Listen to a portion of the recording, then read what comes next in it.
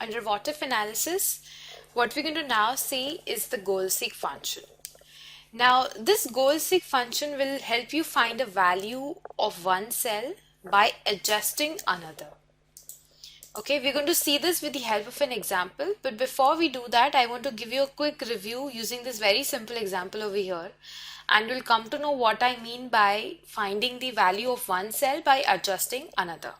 Okay, so this goal seek is going to help you determine the unknown in your formula. So if you have any unknown in your formula, you can use goal seek in order to find that out. We have this small example over here wherein, let's say A is 1, B is unknown, and C is basically the sum of A and B. Okay, and our goal is that this C should be 5. So what should be B in order to get us C5 is what we are finding out. So the unknown over here is B.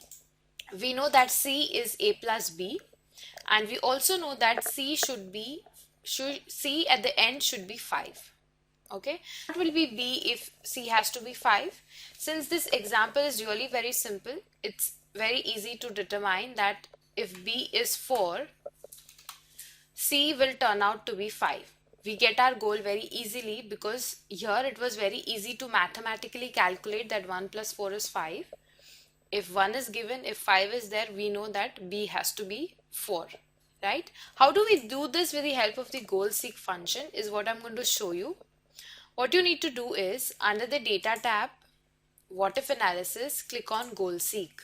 Here you need to provide these inputs in order to find out what is going to be your B if you want to make C as 5.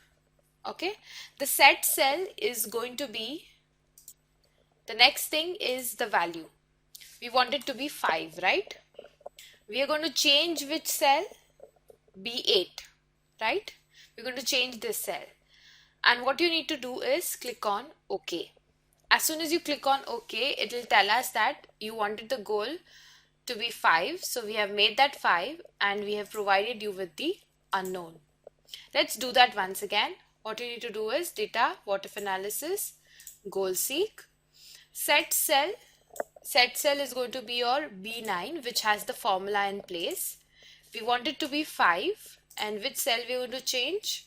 This cell, which is the unknown basically. Click on OK. OK. So once you do that, we have the goal in place and we have found the unknown as well. We're going to apply the same thing in this example. This is a small exercise that we're going to do. Given here is the quarterly sales of Nick. It is his average quarterly performance, wherein we have the 4 quarters. In each quarter, this is what Nick has sold, and the average quarterly is basically the average of all the 4 quarters. Simple calculation. So we have the average quarterly sales available. Okay, now we are giving some target to Nick keeping in mind the forecast, and we want to see how much in terms of performance Nick must do so that he achieves a 13% growth over his average quarterly performance. Okay, so basically we want that the growth percentage should be 13%, and eventually we should be able to find out what should be his target quarterly sales. First of all, let's keep in place the formula for target quarterly sales. This is going to be the average quarterly sales plus the target growth. Am I right? The target quarterly sales would be the average quarterly sales plus the target growth, which we're going to find out. It is unknown as of now.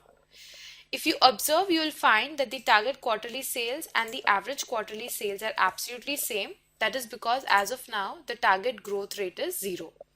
Let's say if this becomes 5%, it will be average quarterly plus 5%, right?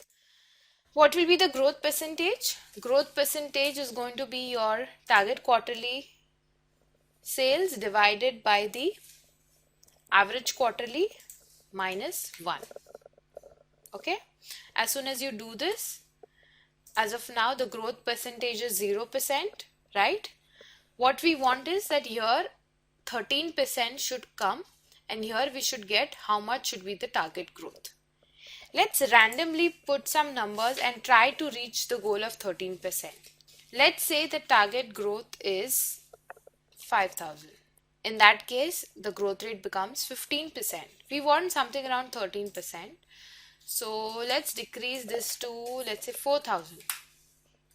Now, if you see, the growth percentage is 12.57, somewhere near to 13, but again, exactly not 13. Let's try this. It becomes more now. So like this, if you're going to do on trial and error basis, it is going to take you a lot of time. Not only time, you might not get the correct answer. So our goal is now going to be to find out the target growth, how much it should be, which will eventually lead to a 13% of growth. Okay. Very simple. We need to go to the what if analysis, goal seek. The set cell is going to be C12, right, wherein we have the formula in place to value 13%, so 0.13. And which cell are we changing? The target growth, which is the unknown cell. Once we have this in place, we need to click on OK. OK. So now if you see, the growth percentage is 13%, which was our goal.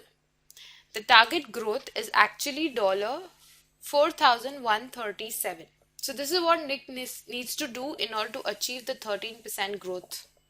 Now if you see, the target quarterly sales is average quarterly sales plus the target growth. So this is what is the growth required from Nick in order to reach target quarterly sales of 35,958.